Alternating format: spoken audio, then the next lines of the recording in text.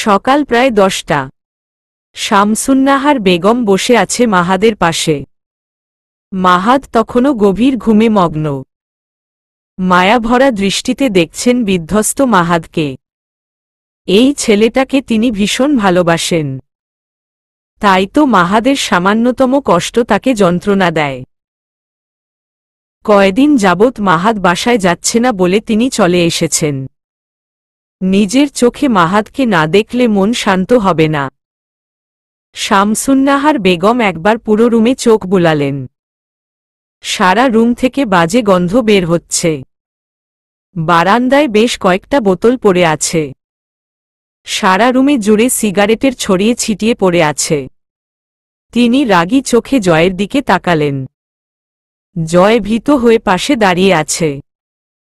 সকাল সকাল দাদি এসে হামলা দিবে জানলে রুম পরিষ্কার করে রাখত। শামসুন্নাহার বেগম ভীষণ রেগে বললেন, ওই তোরা কি বন্ধু নাকি শত্রু? বন্ধুর এই সব ছাইপাশ খাওয়ার থাইকা ফিরায়া না আয়না নিজেও হের লগে তাল মিলাস? নিজে তো বিয়া সাদি কইরা সংসার জুইরা নিছত। বন্ধুরে তো একটু বুঝাইতে পারিস? বিয়া সাদির লাইগা রাজি করতে পারিস?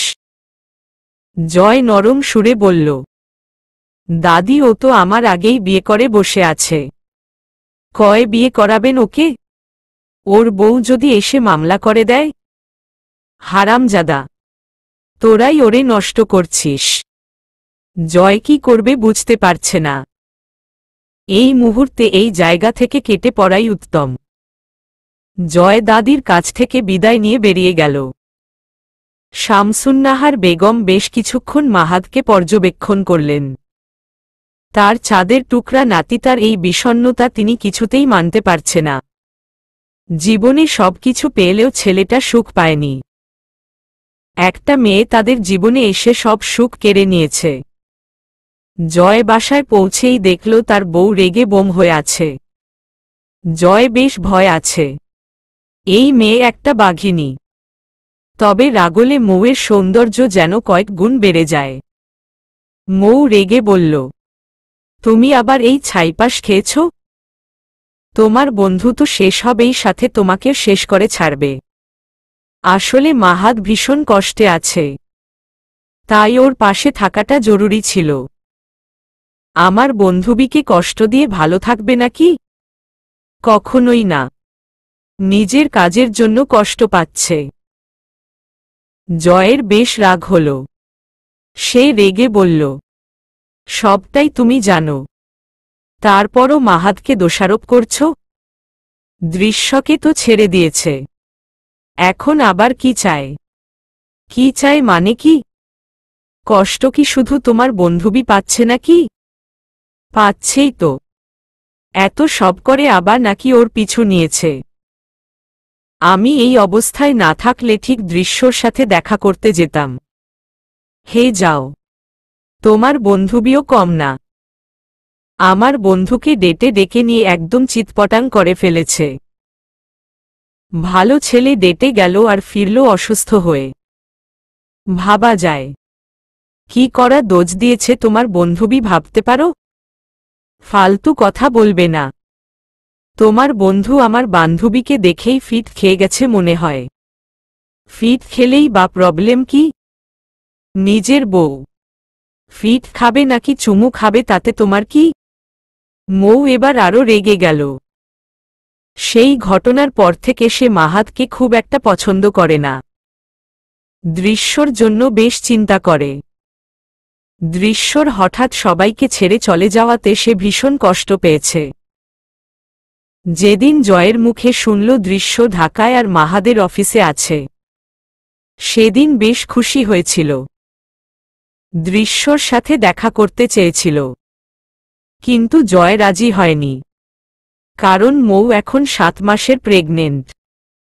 মাহাদ দৃশ্যকে ছেড়ে চলে আসার পর মৌ জয়ের উপর ভীষণ রেগে গেছিল। এমনকি জয়ের সাথে সবরকম যোগাযোগ বন্ধ করে দিয়েছিল। জয় বহু কষ্টে দুই পরিবারকে রাজি করলেও মৌ কিছুতেই রাজি হচ্ছিল না। জয় যেন অস্থির হয়ে পড়েছিল। শেষে জয়ের পাগলামি দেখে রাজি হয়ে যায়। 2 বছর আগে তারা পারিবারিকভাবে বিয়ে করে।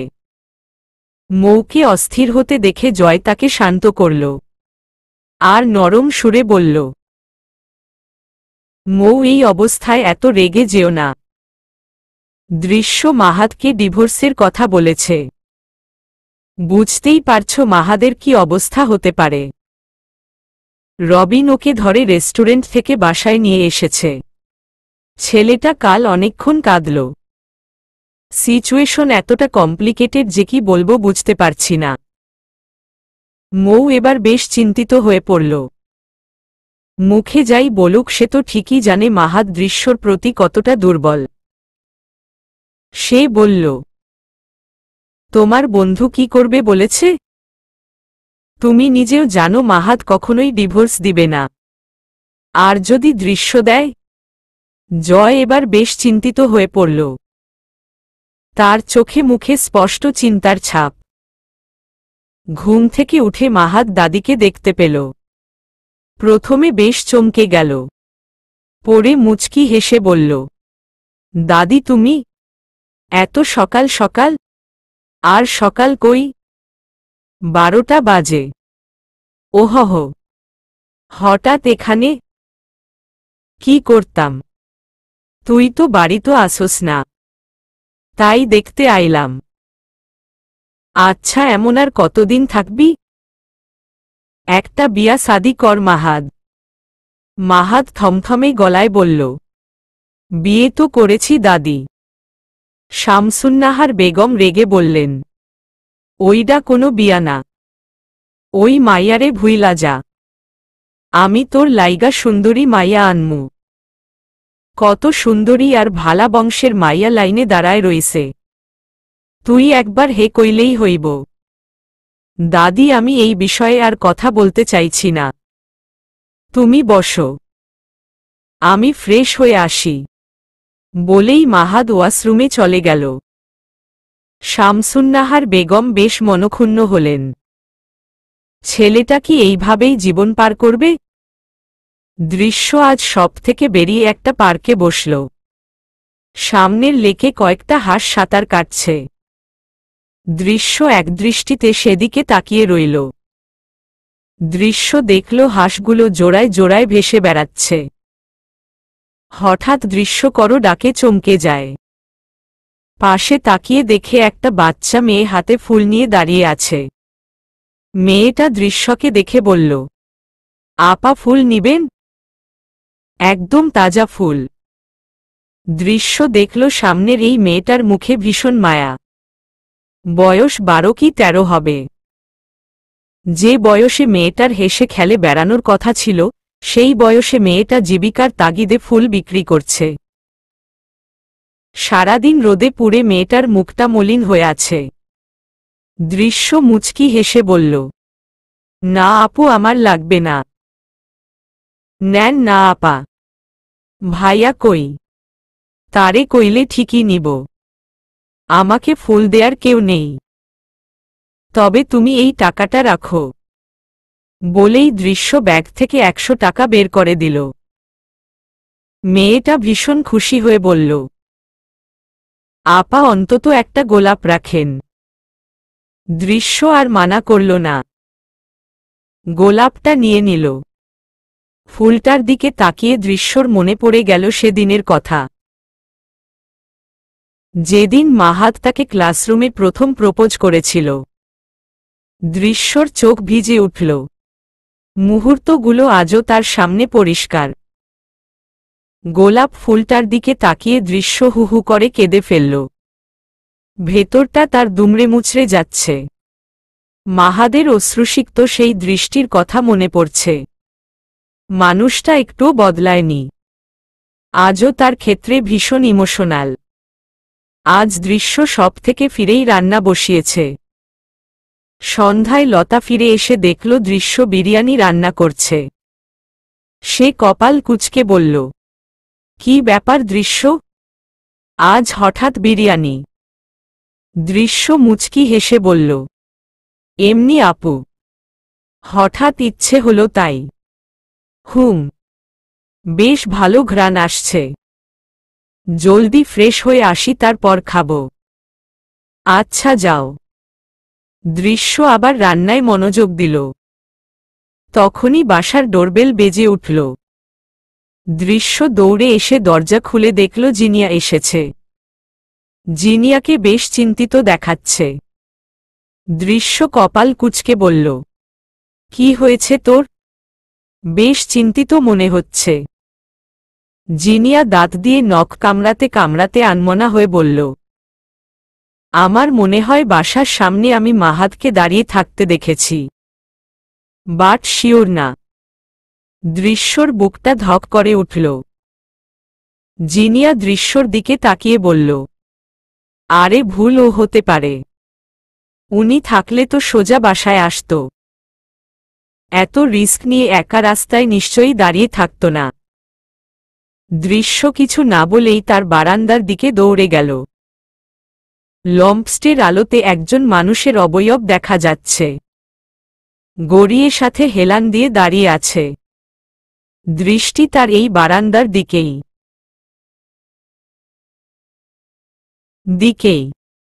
মানুষটাকে চিনতে তার ভুল হল না। দৃশ্য দ্রুত রুমে চলে আসল। দেয়ালে হেলান দিয়ে চুপ করে দাঁড়িয়ে রইল। নিঃশ্বাস তার দ্রুত গতিতে চলছে। জিনিয়া রুমে এসে দৃশ্যকে এইভাবে দেখে অস্থির হয়ে বলল, সত্যি কি ওটা মাহাদ? দৃশ্য কিছু বলল না, আবার রান্নাঘরে চলে গেল। জিনিয়া কপাল কুঁচকে তাকিয়ে রইল। কিছুক্ষণ পর লতা আসলে জিনিয়া জিজ্ঞেস করল, কাহিনী কি আপু?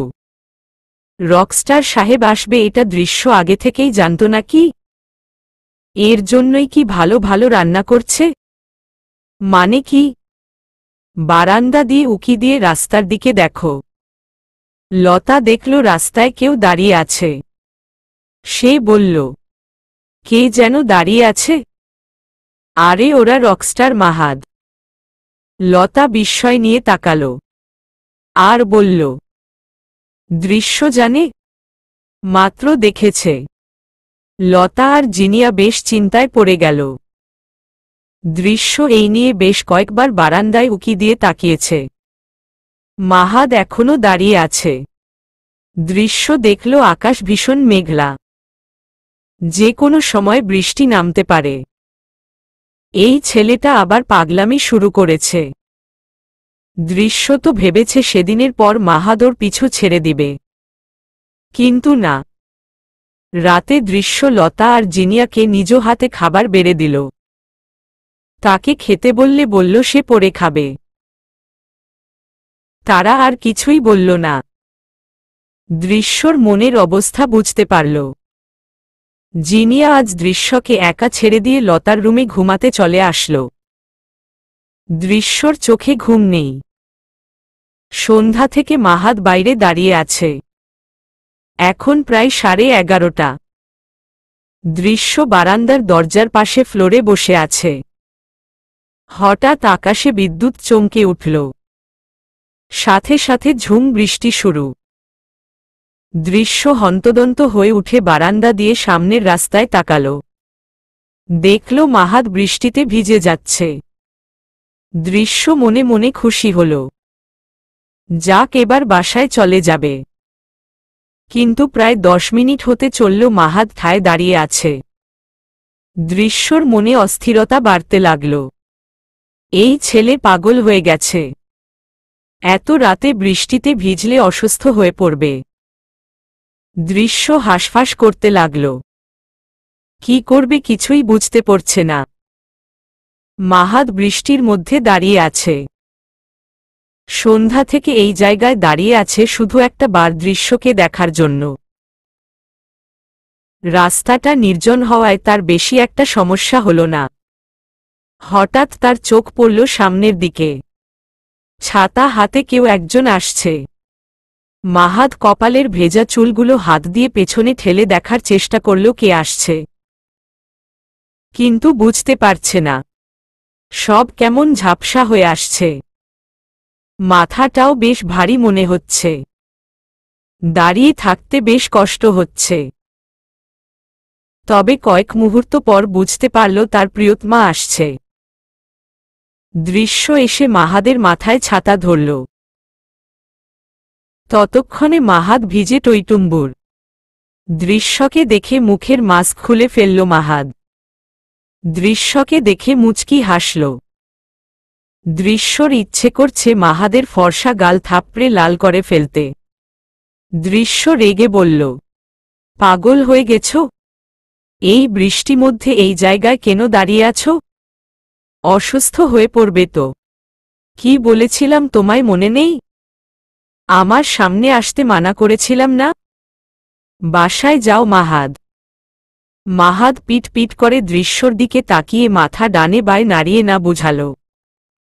দৃশ্য কপাল কুঁচকে বলল, না মানে কি? বাসায় যাও বলছি। মাহাদ তখনও বাচ্চাদের মতো মাথা নেড়ে না জানাচ্ছে। দৃশ্যর রাগ হল।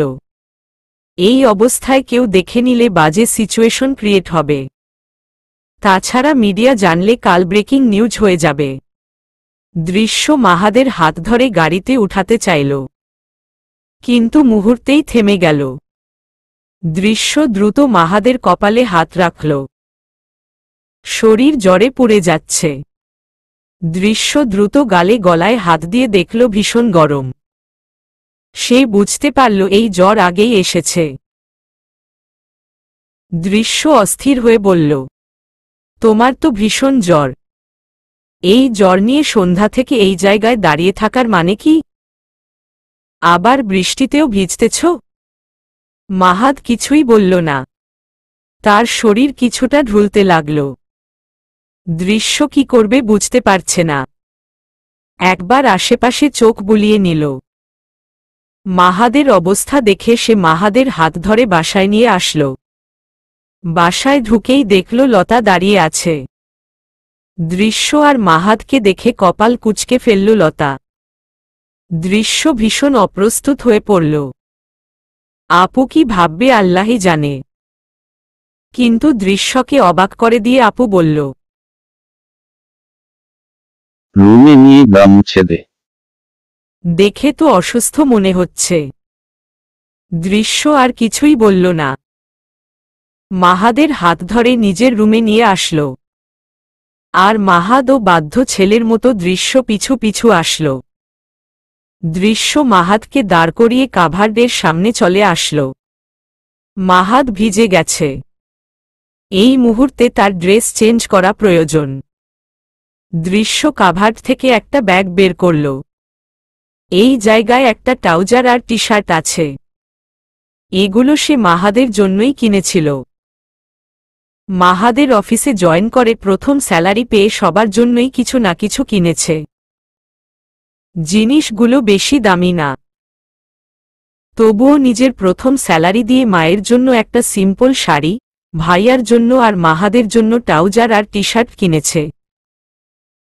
তার ভাই আর মাহাদ সবসময় ব্র্যান্ডের জিনিস ইউজ করে অভ্যস্ত।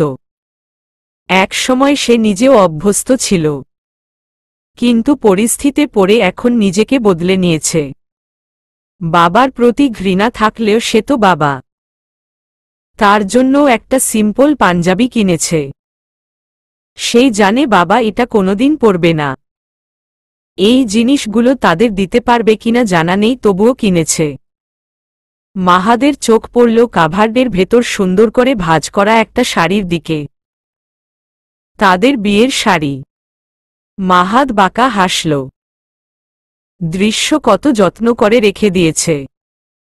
এই জামাগুলো মাহাকে দিতে তার বেশ অস্বস্তি বোধ হচ্ছে। মাহাদের মতো সেলিব্রিটি কি এই সব পরবে? কিন্তু এটা ছাড়া আর অপশন নেই। সে ব্যাগটা মাহাদের হাতে ধরিয়ে দিয়ে বলল, ড্রেস চেঞ্জ করে নাও। ভেজা কাপড়ে থাকলে জ্বর আরও বাড়বে। এটা কি আমার জন্য কিনেছ? দৃশ্য কিছু না বলে মাহাদকে ব্যাগ ধরিয়ে দিল। মাহাদ ড্রেস হাতে নিয়ে ওয়াশরুমে চলে গেল। দৃশ্য সেখানে দাঁড়িয়ে ভাবতে লাগল মাহাদের কথা। এত অসুস্থ হয়েও আজ এমন পাগলামি কেন করছে? ইসস, লতা আপুর সামনে কত লজ্জায় পড়তে হলো। মাহাদ চেঞ্জ করে এসে দৃশ্যর বিছানায় বসে পড়ল। জামাটা মাহাদের গায়ে বেশ মানিয়েছে। মাহাদের শরীরটা ভীষণ খারাপ লাগছে। সকাল থেকেই এই জ্বর শুরু হয়েছে। এই মেয়েটাকে না দেখে এতদিন অসুস্থ ছিল, আর আজ তাকে দেখে আরো বেশি অসুস্থ হয়ে পড়েছে। দৃশ্য দেখল মাহাদের চুল গড়িয়ে পানি পড়ছে। এই ছেলেটা কি মাথা মুছতে জানে না? এমন ভেজা অবস্থায় থাকলে আরো জ্বর বেড়ে যাবে। দৃশ্য তোয়ালে নিয়ে মাহাদের সামনে দাঁড়িয়ে মাথা মুছে দিতে লাগল। মাহাদ প্রথমে চুপ থাকলেও কয়েক মুহূর্ত পর দৃশ্যের কোমর ঝাপটে ধরল। মুহূর্তেই দৃশ্য চমকে গেল। শরীর বেয়ে শীতল শিহরণ বয়ে যাচ্ছে। তার হাত থেমে গেল। মাহাদ তার পেটে নাক ঘষতে ঘষতে নেশাক্ত কণ্ঠে বলল, হ্যাপি 4th ম্যারেজ অ্যানিভার্সারি বউ। মুহূর্তেই দৃশ্যর নিঃশ্বাস আটকে গেল। সে স্তব্ধ হয়ে ভাবতে লাগল, মাহাদ তাহলে মনে রেখেছে আজকের দিনে কথা। স্নিগ্ধ নিয়ন আলো রেস্টুরেন্টের পরিবেশকে মনোমুগ্ধকর করে তুলেছে। সাউন্ড বক্সে ক্লাসিক গান বেজে চলছে। বর্ষা লাজুক চোখে মাহিমকে দেখে যাচ্ছে। এইভাবে কখনোই তাদের ডেটে আসা হয়নি। সব সময় বন্ধুবান্ধবদের সাথে নিয়েই দেখা করে। তাছাড়া ভার্সিটিতে তো দেখা হয়, আড্ডা হয়।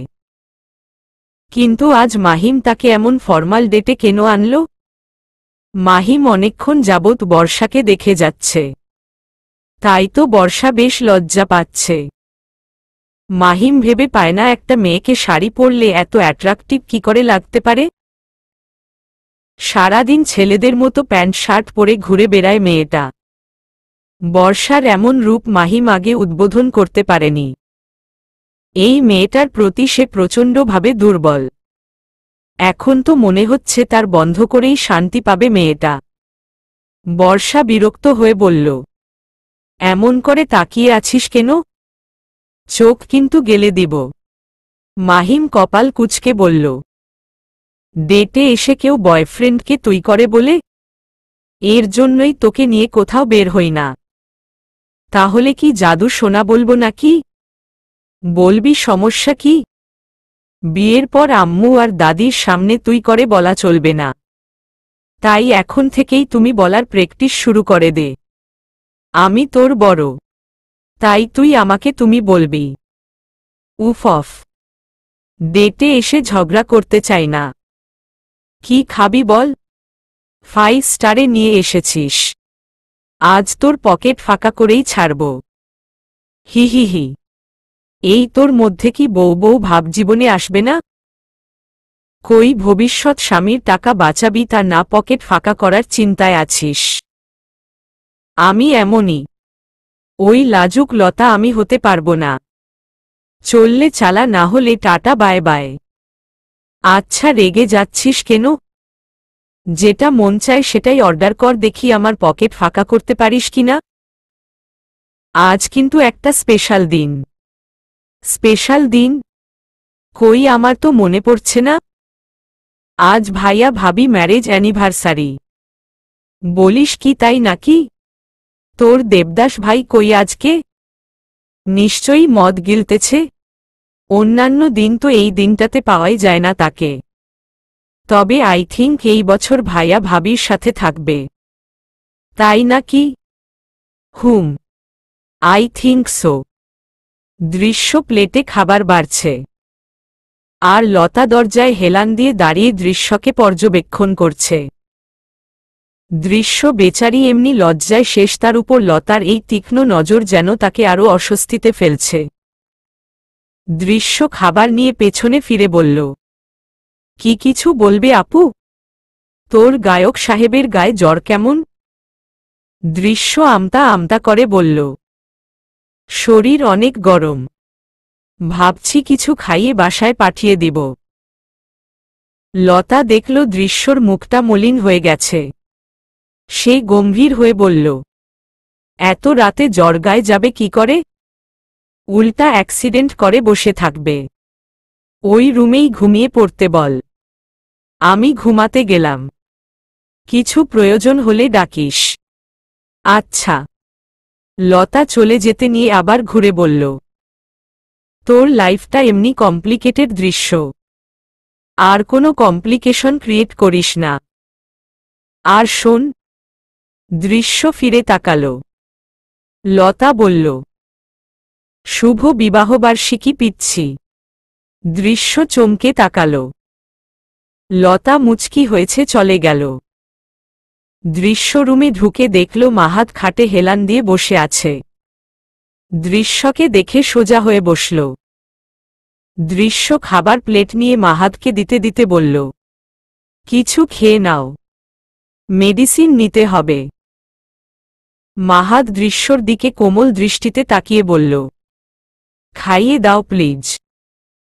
দৃশ্য চোখ তুলে একবার মাহাতকে দেখে আবার মাথা নিচু করে নিল। নিজ হাতে মাহাতকে খাইয়ে দিতে লাগল।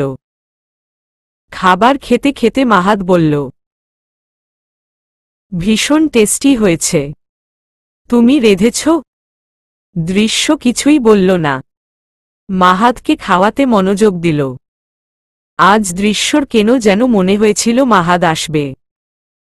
এই দিনে সে প্রতিবার ভালো কিছু রান্না করে লতা আপু আর জিনিয়াকে খাওয়ায়। টুকটাক রান্না বান্না সে লতা আপুর কাছ থেকে শিখেছে।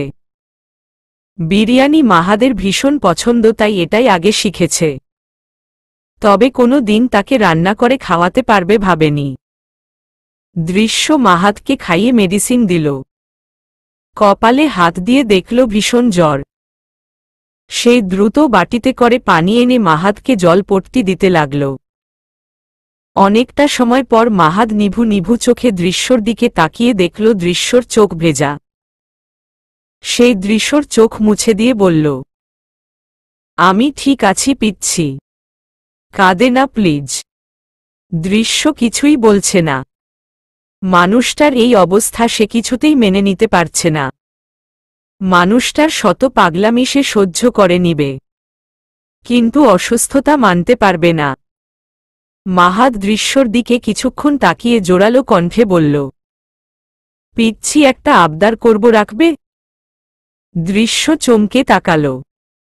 এমনভাবে মায়া জড়ানো গলায় বললে সে না কি করে বলবে? সেই জিজ্ঞাসু দৃষ্টিতে তাকাতেই মাহাত বলল, আমাদের বিয়ের শাড়িতে তোমাকে দেখতে ভীষণ ইচ্ছে করছে। সেদিন মন ভরে দেখতে পারিনি, আজ দেখতে চাই। দৃশ্য ছল ছল চোখে তাকিয়ে রইল। মানুষটি কি আজ তাকে দুর্বল করেই দম নিবে? মাহাত আবার বলল, বউ পাখি পরো না একটু প্লিজ। দৃশ্য কি বলবে বুঝতে পারছে না। মানুষটা বিয়ের পর এই প্রথম কিছু আবদার করল। সে মানা কি করে করবে? ওয়াশরুমের মিররে নিজেকে দেখছে দৃশ্য। শাড়িটা পরে মিররে নিজেকে দেখছে। মুখে কোনো মেকআপ নেই। বিয়ের দিন এই শাড়িতে হালকা সেজেছিল। এত টেনশনে নিজেকে সেদিন ভালো করে দেখা হয়নি। দৃশ্য আজ চাইলেই পারত মাহাতকে মানা করে দিতে, কিন্তু তারও ইচ্ছে করছে মাহাদের পাগলামিতে সাড়া দিতে। মাহাত বিছানার সাইডে বসেছিল। হঠাৎ ওয়াশরুমের দরজা খোলার শব্দ ফিরে তাকাল। মুহূর্তেই তার দৃষ্টি স্থির হয়ে গেল। বেবি পিঙ্ক শাড়িতে এক অপ্সরী তার সামনে দাঁড়িয়ে আছে। কি স্নিগ্ধ সেই চেহারা! মাহাত কয়েকবার শুকনো ঢোক গিলল। এই মেয়েটার উপস্থিতি সর্বদাই তাকে একটা ঘোরের মধ্যে রাখে।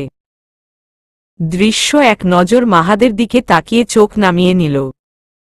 মানুষটার তীক্ষ্ণ নজরের দিকে সে কিছুতেই তাকাতে পারবে না। এই দৃষ্টিতেই সে ভৎস হয়ে যাবে।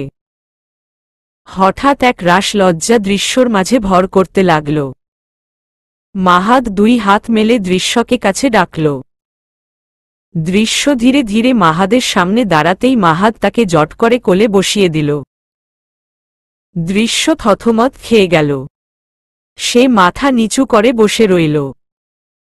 মাহাত দৃশ্যর চিবুকে একটা হাত রেখে তার দিকে মুখটা তুলে ঘোর লাগা কণ্ঠে বলল, মাশাআল্লাহ। স্নিগ্ধ সকালের সদ্য ফোটা পদ্মার মতো লাগছে আমার পিচ্চিকে, যা দেখলে চোখ, মন, প্রাণ সব জুড়িয়ে যায়। তোমাকে এই রূপে দেখে আমার অন্তরের দহন আরো কয়েক গুণ বেড়ে গেল পিচ্ছি। দৃশ্য কিছুটা লজ্জা পেল, তার সাথে চোখজোড়া ভিজে উঠল। ততক্ষণে মাহাদের একটা হাত দৃশ্যর শাড়ি গলিয়ে কোমরে চলে গেছে। দৃশ্য সাথে সাথে কেঁপে উঠল। মাহাদ শান্ত দৃষ্টিতে দৃশ্যর দিকে তাকিয়ে বলতে লাগল, তোমাকে প্রথম দেখার পর আমি কোনোদিন ভাবতে পারিনি একটা বাচ্চা মেয়েকে এতটা ভালোবেসে ফেলব। যেদিন তোমায় প্রথম দেখেছিলাম অদ্ভুত এক টান অনুভব করেছিলাম। তোমার ছেলে মানুষের প্রেমে পড়ে গেছিলাম। সে কি দম বন্ধ করার অনুভূতি! তোমার প্রেমে পড়ে রাগী, জেদি, একরোখা আমি শান্ত হয়ে উঠলাম। আমার কাছে মনে হতো তোমাকে পৃথিবীর সব সুখ এনে দেই। মাহাদ মাথা নিচু করে নিল। দৃশ্য একদৃষ্টিতে দেখছে তার প্রেমে পাগল এক প্রেমিককে। মাহাদ কাঁপা কাঁপা গলায় বলল, একটা সময় তোমাকে হারিয়ে ফেলার ভয় আমাকে গ্রাস করতে শুরু করল। যেদিন প্রথম ফাহিম তোমার গায়ে হাত তুলল, বিশ্বাস করো আমার বুকটা ক্ষতবিক্ষত হয়ে গেছিল। আর নাবিলা যেদিন তোমার শরীরের আঘাতগুলো দেখল, আমি না নিজের মধ্যে ছিলাম না। মনে হয়েছে তোমাকে ওই নরক থেকে বের করে আমার বুকে এনে রাখতে হবে। কোনো আজ তোমার গায়ে লাগতে দিব না। কিন্তু দেখো, আমার জন্যই তোমাকে হাজারো কষ্ট সহ্য করতে হলো, পরিবারহীন হতে হলো। আমি কখনোই এইভাবে পরিবারের বিরুদ্ধে যেয়ে বিয়ে করতে চাইনি, কিন্তু তোমার আঘাতগুলো আমি মানতে পারিনি। তাই সেই সময় এটাই আমার কাছে বেস্ট মনে হয়েছে। বিশ্বাস করো, এর জন্য আমার মনে কোনো আফসোস নেই, কারণ এটা তো হওয়ারই ছিল। তোমাকে তো আমারই বউ হতে হতো, কিন্তু আমাদের ফ্যামিলির মধ্যকার ঝামেলার জন্য সব এলোমেলো হয়ে গেল। দৃশ্যর দু চোখ বেয়ে অশ্রু ঝরছে। সে নিজেকে শক্ত করে বসে রইল। মাহাদ হঠাৎ দৃশ্যকে ঝাপটে ধরে তার বুকে মুখ গুজে রইল। দৃশ্য চোখ বন্ধ করে নিল। বুক ফেটে কান্না আসছে তার, কিন্তু সে কাঁদবে না, তাহলে সামনের মানুষটা আরো দুর্বল হয়ে পড়বে।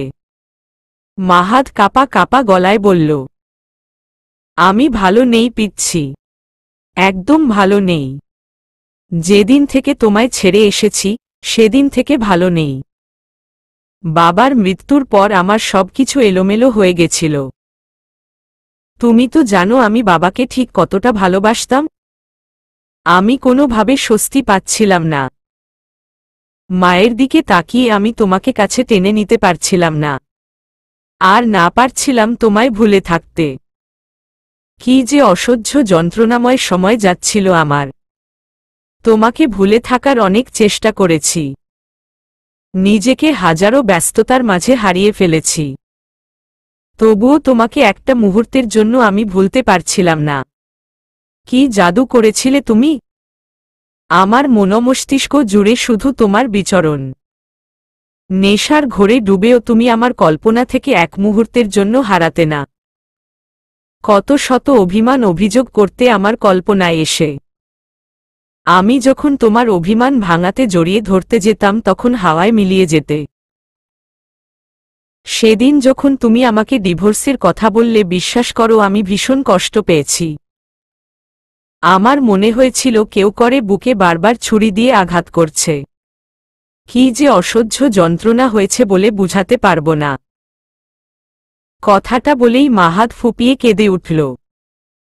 দৃশ্য দাঁত দিয়ে নিচের ঠোঁট কামড়ে নিজের কান্না থামাল, কিন্তু অবাধ্য অশ্রুকণা ঠিক ঝরতে লাগল।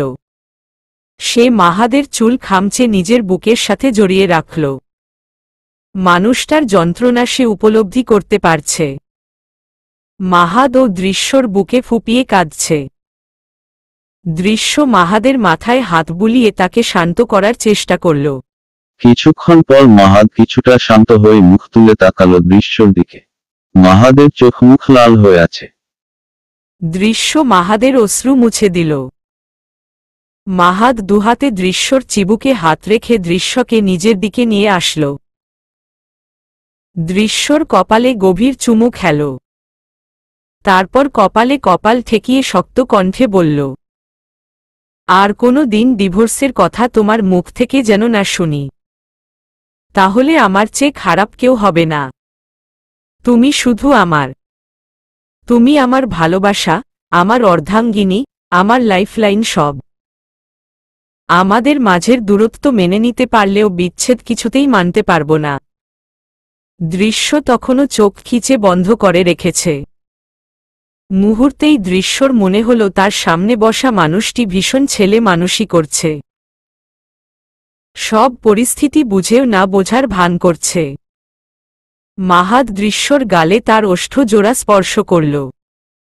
দৃশ্যর অশ্রু শুষে নিয়ে বলল আর বলল, জানো আমার কাজের ক্ষেত্রে অনেক মেয়েদের সাথে উঠাবসা হয়েছে। কত মডেলদের সাথে শুটিংয়ের সময় কাছাকাছি আসতে হয়েছে। ছোট ছোট ড্রেস পরা হাজারো রমণী আমাকে তাদের প্রতি আকৃষ্ট করতে চেয়েছে, কিন্তু কোনোদিন কারো প্রতি কোনো আকর্ষণ জন্মায়নি। তুমি বলেছিলে না কোনো সুন্দরী মেয়ে দেখে বিয়ে করে নিতে। কি করে বিয়ে করতাম বলো তো? আমি ঠিক কারো প্রতি কোনো আকর্ষণ বোধ করি না। অন্য কারো সাথে শুয়া তো দূরের কথা, একটা চুমুও খেতে পারবো না। সারা জীবন কি আমাকে ভার্জিন রাখতে চাও? দৃশ্য চট করে চোখ মেলে তাকাল। এ কেমন লাগামহীন কথা বার্তা বলছে সে? মাহাদ আবার বলল, একমাত্র এই মুখটা দেখলে আমার নেশা হয়। এই শরীরের প্রতিটা লোমকূপ আমাকে আকৃষ্ট করে। এই শরীরের ঘ্রাণ আমাকে নিয়ন্ত্রণহীন করে তোলে। এই যে তোমার কাঁধের তিলটা। বলেই দৃশ্যর কাঁধ থেকে শাড়িটা কিছুটা নামিয়ে দিল। সেখানে একটা চুমু খেয়ে বলল, এই তিলটা আমাকে পাগল করে দেয়। কতবার ইচ্ছে জাগত এই তিলটা একটু ছুঁয়ে দেখতে, কিন্তু তুমি অনেক পিচ্ছি ছিলে, তাই ইচ্ছাকে দমিয়ে রাখতে হতো। কিন্তু এখন আর নিজেকে আটকে রাখতে ইচ্ছে করছে না। দৃশ্যর সারা শরীর কাঁপছে। এই মানুষটা আজ তাকে বেসামাল করে তুলছে। দৃশ্য লাফিয়ে মাহাদের কোল থেকে নেমে সরে দাঁড়াল। তার হার্ট তীব্রগতিতে বিট করছে। যে কোনো সময়ে বিস্ফোরণ ঘটতে পারে। মাহাদ মুচকি হেসে তার ভেজা জ্যাকেট থেকে কয়েকটা বক্স বের করল। দৃশ্যর সামনে এসে তার হাত ধরে বিছানায় বসাল। আর একটা বক্স খুলল। দৃশ্য দেখল একটা সাদা পাথরের নোজপিন। এটা যে ডায়মন্ড সেটা বুঝতে দেরি হল না। মাহাদ বলল, এটা আমার ফার্স্ট অ্যালবামের টাকায় কিনেছিলাম, আমাদের ফার্স্ট অ্যানিভার্সারিতে। তারপর মাহাদ একে একে বাকি 3টে বক্স খুলল। একজোড়া বালা, কানের ছোট দুল, আর একটা ডায়মন্ডের পেন্ডেন্ট। দৃশ্য অবাক চোখে তাকিয়ে রইল। দৃশ্য বলল, মাহাদ আমি এসব নিতে পারব না। মাহাদ বলল, হুশ, এইগুলো আমার বউয়ের জন্য। বলেই সে দৃশ্যকে সব নিজ হাতে পরিয়ে দিল। নোজপিন পাশের টেবিলে রেখে বলল, এটা যখন নাক ফুটো করবে তখন পড়বে। দৃশ্য কি বলবে বুঝে উঠতে পারছে না। মাহাদের এমন পাগলামি কি সায় দেওয়া ঠিক হচ্ছে? মাহাদ যে জ্বরের ঘোরে এসব করছে। মাহাদ তার প্রিয়তমাকে মন ভরে দেখছে। একদম বউ বউ লাগছে দৃশ্যকে। ডায়মন্ডের উজ্জ্বলতা তার বউয়ের রূপের কাছে ফিকে মনে হচ্ছে। দৃশ্যকে দেখে সে বেসামাল হয়ে পড়েছে। মাহাদ দৃশ্যর চিবুকে হাত রেখে দৃশ্যকে নিজের দিকে টেনে নিল। দৃশ্যর সারা মুখে চুমুতে ভরিয়ে দিতে লাগল। নিজের ওষ্ঠ জোড়া দৃশ্যর ওষ্ঠে মিলিয়ে দিল। দৃশ্য বরফের মতো জমে যাচ্ছে। তার অনুভূতিটিগুলো আজ ভীষণ এলোমেলো। ওষ্ঠ ছেড়ে মাহাদ দৃশ্যর শাড়ি কিছুটা সরিয়ে তার উন্মুক্ত মেদহীন উদরে ছোট ছোট চুমু খেতে লাগল। মুহূর্তেই যেন দৃশ্যর পুরো শরীর ঝাঁকুনি দিকে কাঁপতে লাগল। অদ্ভুত শিহরণ তার প্রতিটা লোমকূপকে জাগিয়ে তুলছে। মাহাদ বীর বীর করে বলতে লাগল, আই নিড ইউ পিচ্ছি, আই বেডলি নিড ইউ। তোমাকে ভীষণ গভীরভাবে চাই আমার। তোমার প্রতিটা নিঃশ্বাসে হারিয়ে যেতে চাই। তুমি কি অনুমতি দিবে? দৃশ্য চোখ বন্ধ করে নিল। তার ভেতরে তোলপাড় শুরু হয়েছে। তার অনুভূতিগুলো দিশেহারা। তারও মন চাইছে ভালোবাসার অতলে হারিয়ে যেতে। স্বামীর এই আহ্বানে সে কি করে সাড়া না দিয়ে পারবে? দৃশ্য নিজেকে আর সামলাতে পারল না। মাহাদকে ঝাপটে ধরল। মাহাদের বুকে চুমু খেল। এত দিনের জমানো কষ্টগুলো সেও কিছুটা লাঘব করতে চায়। হোক না আজ কিছু ভুল।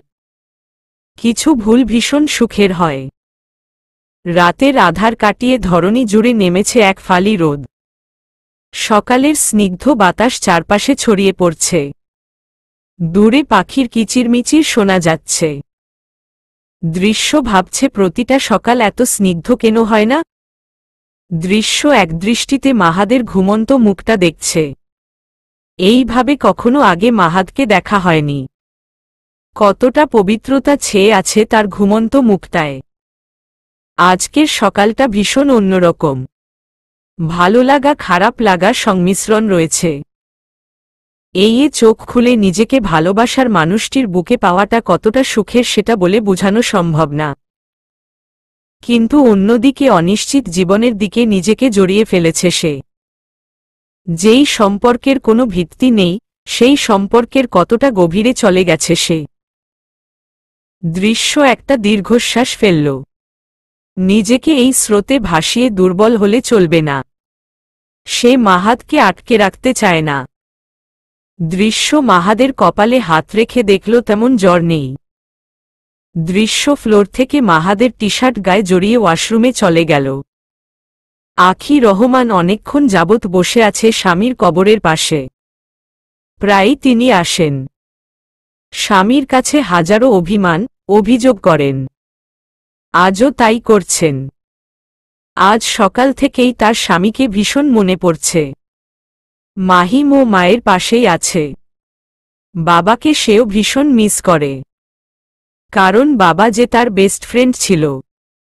বাবা বেঁচে থাকতে বর্ষা তার জীবনে ছিল না। তাহলে অবশ্যই বাবার সাথে দেখা করাতো। বাবার সাথে বর্ষার ভীষণ জমত। একদিন সে বর্ষাকে নিয়ে এসেছিল বাবার সাথে দেখা করাতে। তার জীবনের গুরুত্বপূর্ণ মানুষটির সাথে বাবার পরিচয় করাতে। বর্ষার সেদিন প্রথম দেখেছে এক অন্যরকম মাহিমকে। বাবার কবরের বসে সেদিন অনেক কেঁদেছিল মাহিম। দৃশ্য রুম থেকে বেরিয়ে দেখল লতা নাস্তা রেডি করছে। দৃশ্য দ্রুত এগিয়ে লতাকে সাহায্য করতে লাগল। লতা আর চোখে দৃশ্যর দিকে তাকাল। দৃশ্যর যেন লজ্জায় মরে যেতে ইচ্ছে করছে। ভীষণ অস্বস্তি ফিল হচ্ছে। আপু কি ভাবছে কে জানে? লতা খাবার টেবিলে রেখে বলল, আয় নাস্তা করে নে। দৃশ্য মাথা নেড়ে হে জানাল। দৃশ্য চেয়ারে বসতেই লতা বলল, তোর গায়ক সাহেবের জ্বর কমেছে? হে কমেছে। আজ তোর শপে ডিউটি আছে? হুম।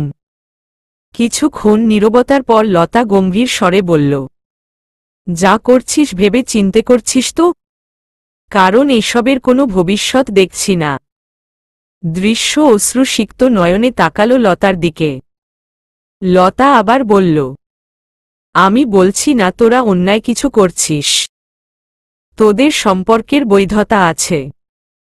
তোদের মধ্যে ফিজিক্যাল রিলেশন হওয়া ভীষণ স্বাভাবিক।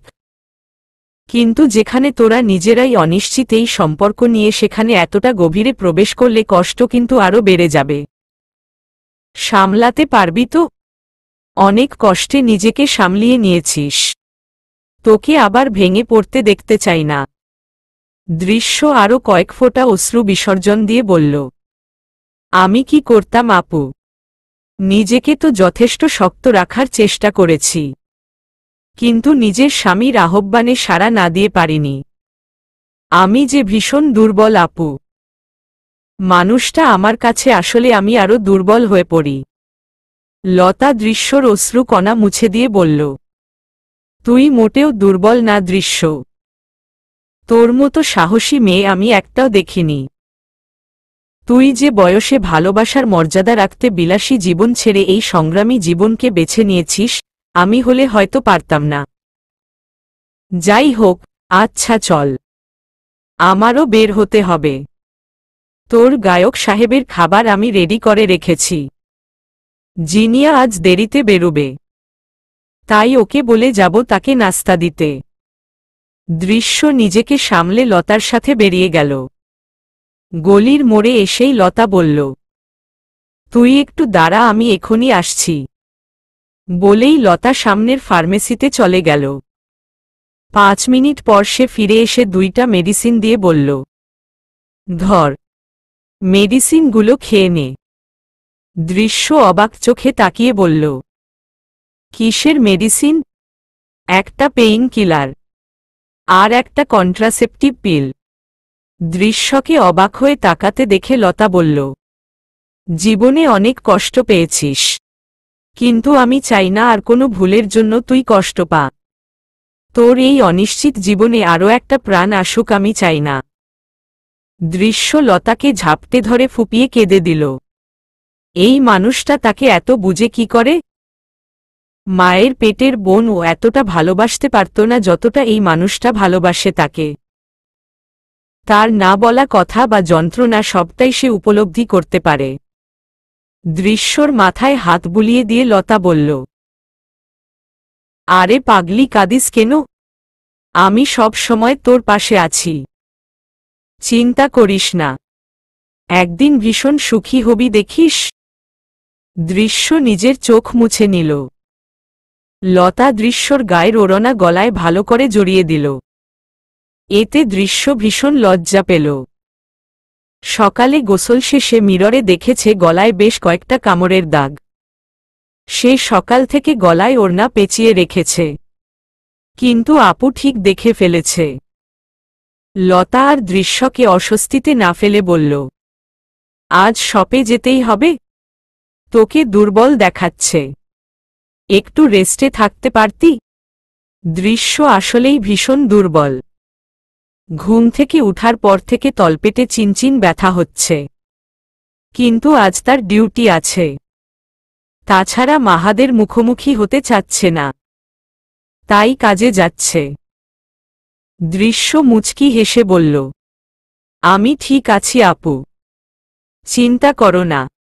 দৃশ্য চলে গেল, আর লতা একটা দীর্ঘশ্বাস ফেলল। মেয়েটার জন্য তার ভীষণ মায়া হয়, আর কোনো কষ্ট যেন মেয়েটাকে ছুঁতে না পারে। একটা স্বাভাবিক জীবন যেন পায় মেয়েটা। রোদের তীক্ষ্ণ আলো চোখে পড়ায় ঘুম ভেঙে গেল মাহাদের। পিট পিট করে তাকিয়ে বেশ চমকে গেল সে। অপরিচিত একটা জায়গায় নিজেকে দেখে একটু ঘাবড়ে গেল। পর মুহূর্তেই গত রাতের কথা তার মনে পড়তে লাগল। বুকের মাঝে অস্থিরতা কাজ করতে শুরু করল। কাল জ্বরের ঘোরে কত পাগলামি করেছে। দৃশ্যকে কি সে কোনোভাবে কাছে আসতে বাধ্য করেছে, নাকি সবকিছুতে দৃশ্যর সম্মতি ছিল? নিশ্চয়ই দৃশ্য তার উপর ভীষণ রেগে আছে কাল রাতের জন্য। সে আশেপাশে তাকিয়ে দৃশ্যকে খুঁজতে লাগল, কিন্তু কোথাও পেল না। ফ্রেশ হয়ে রুম থেকে বেরিয়ে আসল। পাশের রুম থেকে তখন জিনিয়া বেরিয়ে আসছিল। মাহাদকে দেখে সে অস্বস্তিতে পড়ে গেল। একটা সময় সে যেই মানুষটার উপর মিনিটে মিনিটে ক্রাশ খেত, সে কিনা তার বেস্ট ফ্রেন্ড হাজবেন্ড। ভাবলেই লজ্জা পায় সে। দৃশ্যর সামনেই কত কিছু বলেছে, ভাবলেই হাসি পায়। মাহাদ জিনিয়াকে দেখে মুচকি হেসে বলল, ভালো আছো আপু? জিনিয়া মনে মনে বলল, শেষমেশ আপু। ক্রাসের মুখে আপু ভীষণ বেদনাদায়ক। শালিকা বলতে পারত। জিনিয়া ভাবনা থেকে ফিরে নিজেকে সামলে বলল, জি ভালো। আপনি? ভালো। দৃশ্য কোথায়? দৃশ্য তো কাজে বেরিয়েছে আরও অনেক আগে। আপনি বসুন, নাস্তা করে নিন। না আপু, আজ না। অন্য একদিন। এখন আমাকে বেরুতে হবে। আসি। জি। মাহাদ দ্রুত বেরিয়ে গেল। মনটা আজ ভীষণ অস্থির হয়ে আছে। মায়ের সাথে আজ সে কথা বলবে। নিশ্চয়ই মা তার কথা বুঝবে। দৃশ্যর তো কোনো দোষ ছিল না। আজকের পর এই মেয়েটাকে ছাড়া সে আর এক মুহূর্তও থাকতে পারবে না। অনেক হয়েছে দূরত্ব। আর কোনো দূরত্বই সে রাখতে চায় না। এবার সে দৃশ্য হাতটা ধরতে চায়। ভীষণ শক্তভাবে ধরতে চায়। আর এক ফোঁটা চোখের জল সে দৃশ্যর চোখ থেকে ঝরতে দিতে চায় না। আবার সে মাকেও কষ্ট দিতে চায় না। মায়ের মনে দৃশ্যকে নিয়ে যে রাগ, অভিযোগ রয়েছে সেটা দূর করা ভীষণ দরকার। আজ কাজের ভীষণ চাপ। দৌড়ঝাঁপ করে দৃশ্য ভীষণ ক্লান্ত। দৃশ্য আজ আর দাঁড়িয়ে থাকতে পারছে না। পেটে চিনচিন ব্যথা হচ্ছে। আজ চাইলেও ছুটি পাওয়া যাবে না। আজকাল সুপারভাইজার তার উপর আর তেমন চেঁচায় না। কিন্তু কাজ ভুল করলে স্যালারি কেটে রাখে। আর কয়টা দিন, তারপর সে এই জবটা ছেড়ে দিবে। প্রায় বিকেলের দিকে মাহাদের রেকর্ডিং শেষ হয়। সেই রবিনকে বলে সোজা বাড়িতে যেতে। রবিন ও ড্রাইভারকে তাই করতে বলে। সে আজ তার স্যারের অবস্থা ঠিক বুঝতে পারছে না। তবে আজ তিনি ভীষণ অস্থির সেটা বুঝতে পারছে। মাহাদ বাসায় পৌঁছে সোজা মায়ের রুমে চলে গেল। আখি রহমান তখন কাপড় ভাঁজ করছিলেন। মাহাদকে দেখে তিনি মুচকি হাসলেন। ছেলে বলেছে অস্থিরতা কমলে বাসায় আসবে। কিন্তু এখন তো দেখা যায় ছেলের অস্থিরতা কমার বদলে আরও বেড়ে গেছে। মাহাদ মাকে জড়িয়ে ধরে কপালে আলতো চুমু খেল। আখি রহমানের প্রাণ জুড়িয়ে গেল। ছেলেটা তাকে ভীষণ ভালোবাসে। মাহাদ বলল, মা মাথায় হাত বুলিয়ে দিবে প্লিজ। ভীষণ ব্যথা করছে। আখি রহমান বিছানায় বসে মাহাদকে কাছে ডাকলেন। মাহাদ খুশি মনে মায়ের কোলে মাথা রেখে শুয়ে পড়ল। আখি রহমান পরম আদরে মাথায় হাত বুলাতে থাকল। মাহাদ বলল, তোমার হাতে ম্যাজিক আছে। মিনিটেই সব ক্লান্তি দূর হয়ে যায়। কিছুক্ষণ নীরবতা পর মাহাদ কাপা গলায় বলল, আমার সাথে কি কোনোদিন কথা বলবে না মা? তুমি কথা না বললে ভীষণ কষ্ট হয়। মারো, কাটো, যা খুশি করো, কিন্তু চুপ করে থেকো না। কারণ নিজেকে তখন আরও অপরাধী লাগে। বাবা কি আমাকে ক্ষমা করেছে মা? নাকি ভীষণ অভিমান করে আছে? আমি যে তার আদর্শ ছেলে হতে পারিনি। আমি কাউকে ভালো রাখতে পারিনি, না তোমাকে আর না। মাহাদ আর বলতে পারল না। আখি রহমান দীর্ঘশ্বাস ফেলে বললেন, কে বলেছে তুই আদর্শ ছেলে হতে পারিসনি? অবশ্যই তুই আমার আদর্শ ছেলে। বরং ভালো ছেলে হতে যেয়ে ভালো স্বামী হতে পারিসনি। মাহাদ চমকে তাকালো মায়ের দিকে। আজ কতদিন পর মা তার সাথে কথা বলছে। সে তো নিজের কানকে বিশ্বাস করতে পারছে না। আখি রহমান বুঝতে পেরে মুচকি হেসে বললেন, তোর বাবা মোটেও তোর প্রতি অভিমান করে নেই, বরং তোর উপর ভীষণ সন্তুষ্ট। কিন্তু তিনি আমার উপর অসন্তুষ্ট। আমি তার শেষ ইচ্ছে পূরণ করতে পারিনি। মাহাদ কপাল কুঁচকে তাকাল। মা কিসের কথা বলছে? আখি রহমান আবার বললেন, তোর বাবা মারা যাওয়ার আগে আমাকে বলে গেছিল, দৃশ্য এই বাড়ির বউ, ওর কোনো অসম্মান যেন না হয়। আমার ছেলের সুখ এই মেয়েটার মধ্যে নিহিত। তাই আমার কিছু হয়ে গেলেও দৃশ্যর দিকে যেন কোনো আঙ্গুল না উঠে। আশরাফের মেয়ে বলে তাকে কোনো অসম্মান যেন না করা হয়। আমার ছেলের বউয়ের দায়িত্ব তোমাকে দিয়ে গেলাম। কথাটা বলে আখি রহমান দুফোঁটা অশ্রু ঝরালেন। মাহাদ তখন অবাক চোখে তার দিকেই তাকিয়ে আছে। আখি রহমান নিজেকে সামলে বললেন, কিন্তু দেখ, আমি তোর বাবার কথা রাখতে পারিনি। এই বাড়ির বউয়ের যোগ্য সম্মান দৃশ্যকে দিতে পারিনি, বরং আমার সব রাগ জমা হয়েছে বাচ্চা মেয়েটার উপর। আমার জন্যই আজ তোদের মধ্যে এত দূরত্ব। আমি কখনো মুখে না বললেও তোকে আমার ব্যবহারে বুঝিয়েছি। তুই আমার কষ্টের কথা ভেবে মেয়েটার হাত ছেড়েছিস। মাহাদ মাথা নিচু করে বসে রইল। তার ভীষণ কষ্ট হচ্ছে। তার মানে বাবা তার বিয়ে মেনে নিয়েছিল? আখি রহমান কাপা কাপ গলায় বললেন, আমি তার কথা রাখতে পারিনি। আমজাদ রহমানের ছেলের বউ এসব মোটেই ডিজার্ভ করে না। অনেক বেশি কষ্ট দিয়ে ফেলেছি মেয়েটাকে। কিন্তু তোর বাবার মৃত্যুর পর আমি ভেঙে পড়েছিলাম। আমার সব রাগ জমা হয় সেই বাচ্চা মেয়েটার উপর। আমি ক্রোধে অন্ধ হয়ে গেছিলাম। নিজের ছেলের যন্ত্রণাও আমি বুঝতে পারিনি। আমার এই ক্রোধের জন্য যে আমার নিজের ছেলেই এত সাফার করছিল আমি কেন বুঝতে পারিনি? ভীষণ স্বার্থপর হয়ে গেছিলাম। মাহাদ মাকে ঝাপটে ধরে কেঁদে দিল। ভীষণ অন্যায় করেছে সে দৃশ্যর সাথে। মেয়েটার কোনো অপরাধ ছিল না, অথচ দিন শেষে মেয়েটাই বেশি কষ্ট পেল। সব হারিয়ে নিঃস্ব হয়ে গেল। কিন্তু মাহাদের উপর কোনো অভিযোগ তুলেনি। আখি রহমান ছেলের মাথায় হাত বুলিয়ে বললেন, তুই থাকতে আমার ছেলের বউকে যেন আর কোনো কষ্ট করতে না হয়। আমার ছেলের বউ রাজরানীর মতো শুধু ফরমাইশ করবে, আর তুই সব পূরণ করবি। আজ এখনই আমার ছেলের বউকে নিয়ে আসবি। আমার ঘরের লক্ষ্মীকে আর দূরে রাখতে চাই না। তার প্রাপ্য সম্মানই তাকে দিতে চাই। তোর বাবার ভীষণ পছন্দ ছিল দৃশ্যকে। হসপিটালে মুচকি হেসে বলেছিল, দেখলে তো শেষমেশ সেই বাচ্চাটাই আমার ছেলের বউ হয়ে আসল। ওই আশরাফ আমার ছেলেকে আটকাতে পারেনি। তার মেয়েকে নাকের ডগা থেকে ঠিক নিয়ে এসেছে আমার ছেলে। মাহাদ মাথা নিচু করে বলল, তোমার বৌমা আমার উপর ভীষণ রেগে আছে। এত সহজে আমাকে মাফ করবে না। রেগে থাকলে রাগ ভাঙ্গাবি। আমি নিজেও তার কাছে ক্ষমা চাইব। অনেক অন্যায় হয়েছে তার সাথে। মাহাদ মাথা নেড়ে সম্মতি জানাল।